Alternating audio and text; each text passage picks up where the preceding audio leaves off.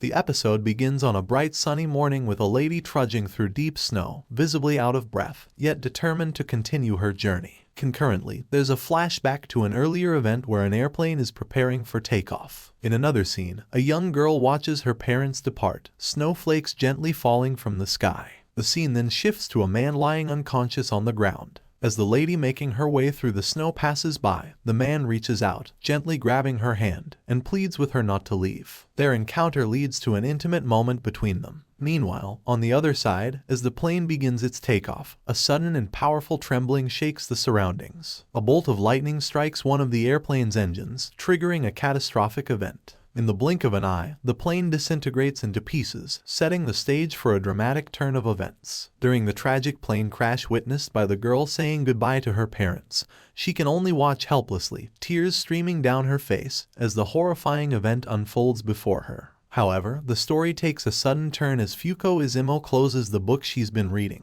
expressing regret about how her childhood should have been like the romantic manga she enjoys. It becomes clear that the earlier events were from the pages of her beloved manga. But the narrative doesn't stop there. After finishing her favorite manga, Fuuko stands at the edge of a bridge, contemplating taking her own life. Suddenly, a man captures her attention to whom Fuuko explains that all she ever wanted was a passionate romance like the ones in her manga.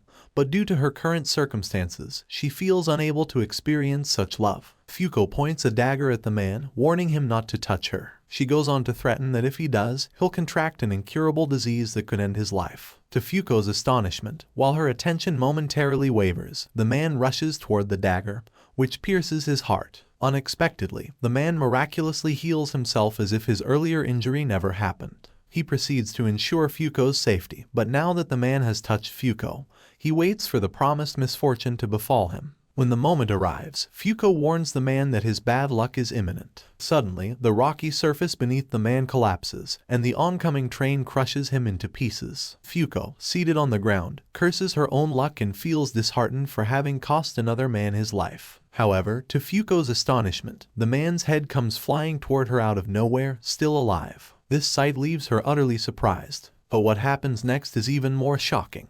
The man's head rapidly regenerates into his former body with remarkable ease. After regaining his body, the man remarks that this might be his lucky day, as he appears to have gained some insight into Fuuko's abilities. In a state of panic, Fuuko immediately flees the scene while screaming that she has encountered a zombie. The man, who identifies himself as an undead, effortlessly catches up with her. He calmly explains his condition to her, and soon as he notices two police officers approaching, the undead decides to avoid any trouble and quickly flees the area, taking Fuuko with him as he soars to another building. After landing, Fuuko attempts once more to evade the undead's presence, but he grabs her legs, preventing her escape. Fuuko, now desperate, warns the undead that if he doesn't release her, she will trigger another unlucky event. However, the undead remains resolute and insists on learning more about Fuuko's abilities. When Fuuko refuses to divulge this information, the undead begins swinging her toward the edge of the building, not relenting until Fuuko agrees to answer whatever questions he has in mind.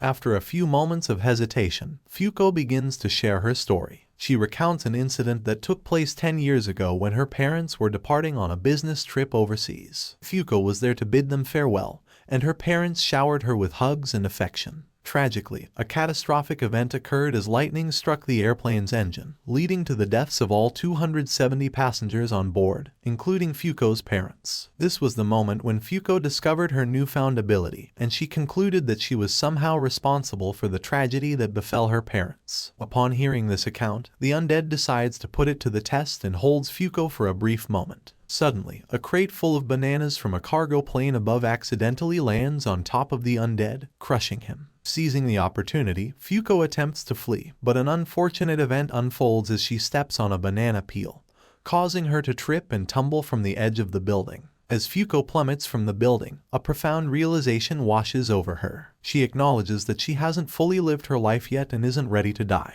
Despite her desperate desire to change her fate, it seems too late. However, just as she's about to meet her fate, the undead swoops in, leaping from the building and catching her in midair, preventing her from a fatal impact. With Fuuko safely in his arms, the undead takes her to a hiding spot. Meanwhile, another man who happens to witness all of this is on a phone call with someone where he reveals his intention to apprehend Fuuko once her ability is confirmed. In another scene, the undead makes an unusual request, asking Fuuko to remove her clothes so that he can analyze and understand how her ability works. Fuuko, understandably reluctant, decides to flee instead. However, her jacket gets stuck, revealing her long hair. Fuuko then takes this moment to explain to the undead that she hasn't been able to cut her hair because her bad luck would transfer to any barber who tries. Unexpectedly, the undead takes out a pair of scissors and proceeds to cut Fuuko's hair. After he finishes, he encourages Fuuko to embrace her new look and not be embarrassed by it. Fuuko hesitates at first, but with the undead's encouraging words, she cautiously opens her eyes and looks at herself in the mirror. To her surprise, she feels a newfound sense of self-assurance and adoration for her transformed appearance. As the undead continues to hold Fuuko, approximately 15 minutes pass without any disastrous events occurring. However, their respite is short-lived. Suddenly, the man in the black suit from earlier reappears, wielding a sword. In a single swift motion, he decapitates the undead with a single blow and seals the undead's head in a capsule to prevent his regeneration. Fuuko is handcuffed by one of the man's companions, and the man in the black suit proceeds to explain their purpose. They are tasked with monitoring and controlling individuals like Fuuko and the undead who possess unique, uncontrolled abilities. Fuuko seeks clarification about what they intend to do with her powers, to which the man responds that they plan to utilize her abilities to end lives, expressing confidence that the undead had similar intentions all along. Fuuko vehemently denies the man's accusation, clarifying that the undead had only sought to use her power to end his own life, not harm others. However, their conversation is abruptly interrupted by an unfortunate event. Lightning strikes the man who was holding the capsule containing the undead's head, reducing him to ashes. The undead seizes this opportunity to regenerate, restoring himself to his full form.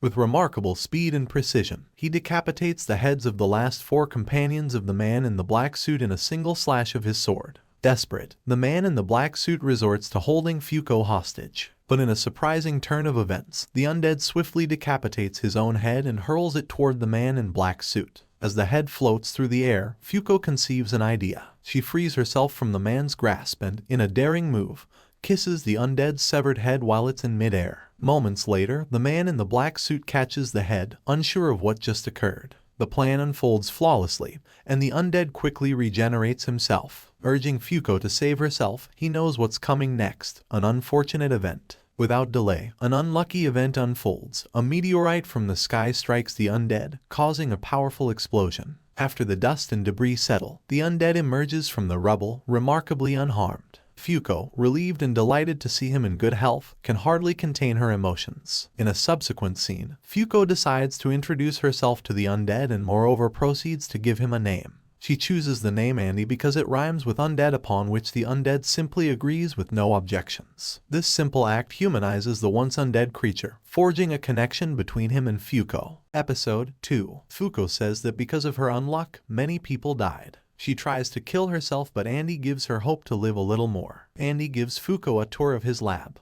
The lab has many powerful guns and war materials. Then Andy prepares heavy armor for Fuuko, which is bullet and stab-proof. Fuuko and Andy hop on a bike. While traveling on a bridge, the sky suddenly shatters and a big robot attacks on their bike from behind. Another man having magnetic powers appears there. This man is one of the members of the Union. He attached Fuuko to him, making her unable to move her legs. Robot, having an ability called Unavoidable, punches Andy hard and slams him in the bridge. Suddenly Andy jumps and attacks the robot with his sword, but the robot defends himself. An intense fight begins between Andy and Robot, but no one is ready to accept defeat. But Unavoidable Robot blows a powerful hit on Andy, separates his head, and throws it away.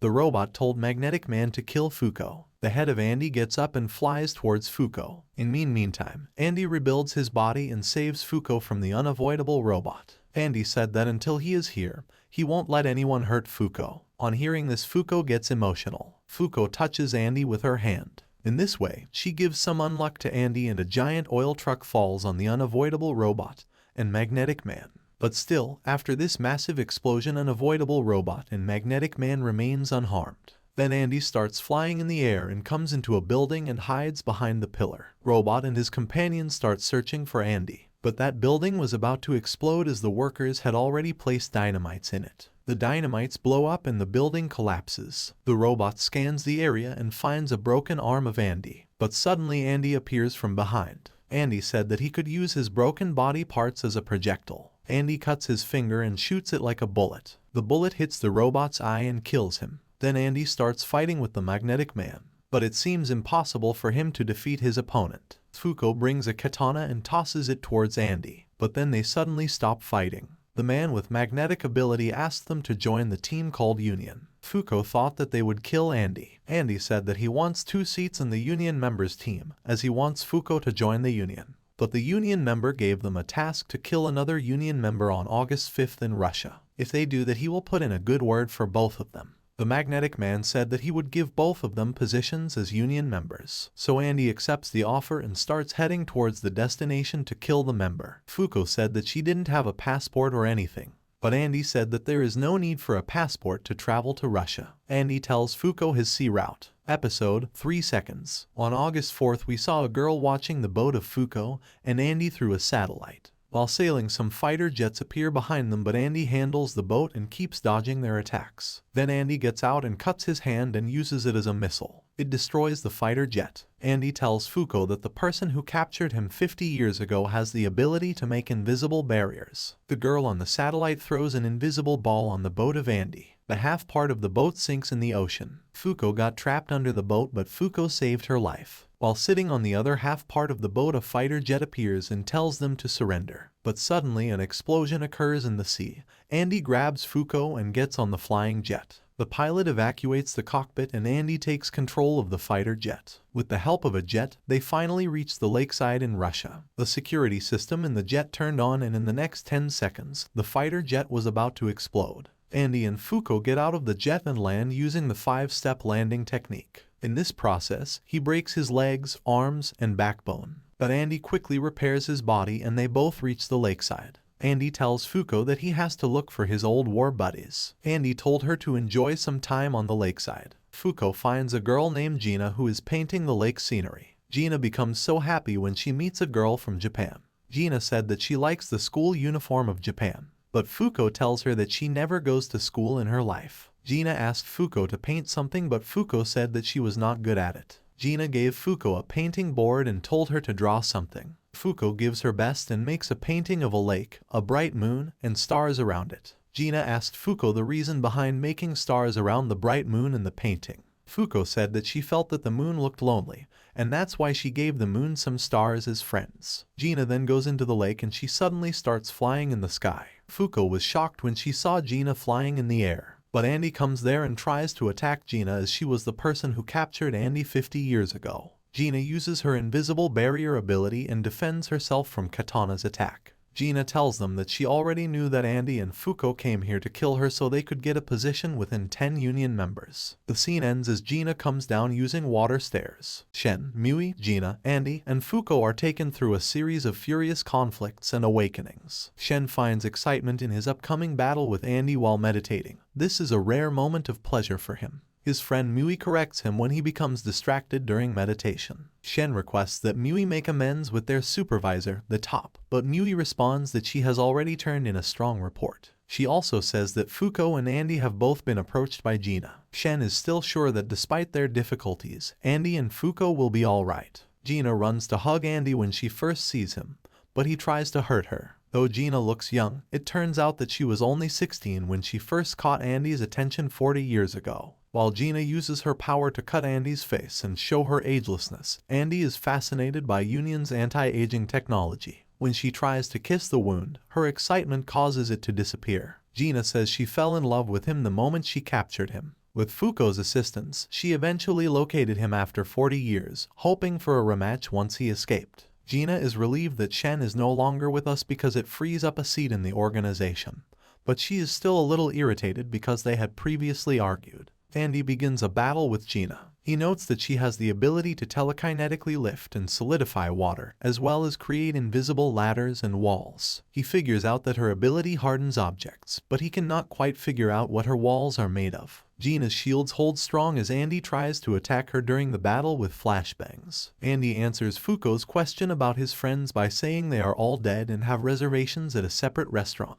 Andy keeps fighting Gina, gathering information about her capabilities and concluding that her strength inhibits the ability of an object to change form. Gina tosses her hat off, exposing unseen blades. Gina puts Andy in shackles and tells him to give up on Fuuko, but Andy says no. Gina's countenance changes at this statement, and she gets ready for a fight. But Andy catches her off guard when he reveals that her power is actually erasing changes in the air itself. Andy shows Gina's power with a grenade, which makes invisible hands surround her. He informs Fuuko that her assistance would be required. Andy tells Fuuko to touch Gina and cover as much ground as she can while she attacks. When Gina notices that Andy has grown back inside Fuuko's blouse, she makes fun of Fuuko's appearance. Andy observes that Gina is aiming at an unknown object above them as a skirmish breaks out. Gina explains that by removing bits from the lake and scanning them, they are looking into an unidentified mysterious animal. She is desperate to keep Andy within her reach in order to maintain her position within the organization.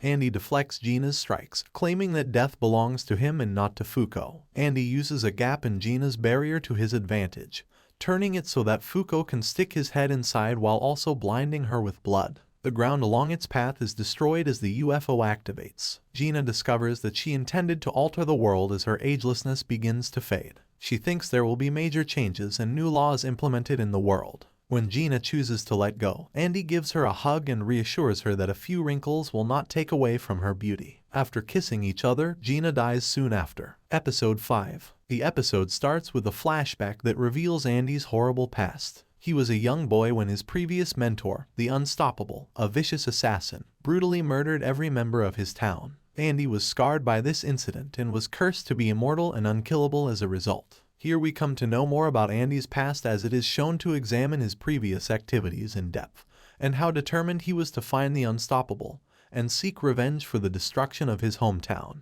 Meanwhile, Fuuko unintentionally brings bad luck to anyone who comes into contact with her skin because of her unluck power. She joined the Union, an organization that aims to regulate her powers, out of guilt for the individuals she had unintentionally hurt in the past. She is determined to protect Andy and discover a means to control her curse, as demonstrated in this episode. The Unstoppable reappearance forces Andy to face his history again, leading to the main confrontation. With only a single touch, the Unstoppable may launch deadly explosions as well as making her a dangerous enemy. Andy and his former mentor are about to get involved in a high-stakes fight. As the battle between Andy and the Unstoppable develops, exciting fight scenes and inventive ways to use their special skills. Due to his ability to regenerate and his immortality, Andy has both advantages and disadvantages. While he is capable of recovering from severe damage, he also has to live with the terrible pain that comes with each wound. In contrast, the Unstoppable displays the explosive force of his touch, which makes for a tense and visually striking clash that demonstrates his depth of emotion. Andy's actions are motivated by a complex blend of sadness, rage, and willpower. His unwavering quest for revenge and Fuuko's wish to keep him safe from harm conflict. Fuuko gains strength in her soul and deepens her relationship with Andy through her internal battle as she wrestles with her curse and its potential for disaster. While the fight is going on, an important discovery is made.